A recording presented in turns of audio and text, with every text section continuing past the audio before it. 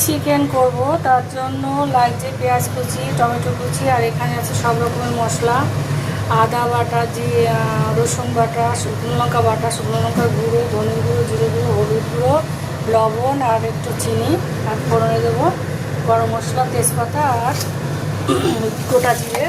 আর এই যে চিকেন, আর কড়া বসিয়ে দিয়েছি, এবার রান্নাটা বসিয়ে দেবো। তেল গরম হয়ে গেছে, এবার গোটা মশলাটা ফোড়নে দিয়ে দেবো।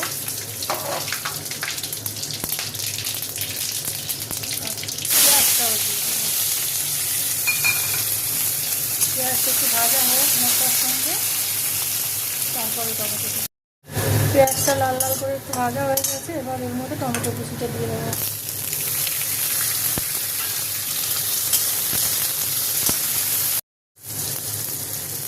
এবার একটু টমেটোটা ভাজা হয়ে গেলে সব মশলাগুলো একসঙ্গে দিয়ে দেবো।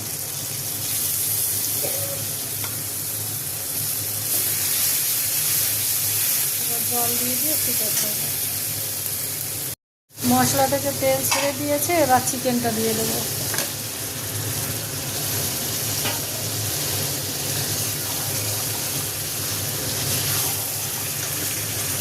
চিকেনটা দিয়ে একটু কষানো হয়ে গেছে, এবার টক দইটা দিয়ে দেবো। গ্যাসটা কম করে দিয়ে টক দইটা দিয়ে দেবো।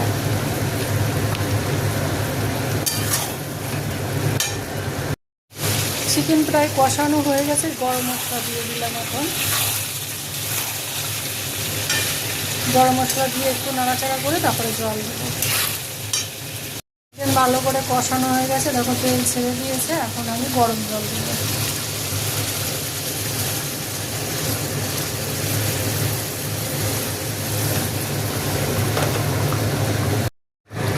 আমার চিকেন রান্না হয়ে গেছে, এবার নামিয়ে দেবো। দুটো কাঁচা লঙ্কা দিয়েছি, তা আর দেখাইনি।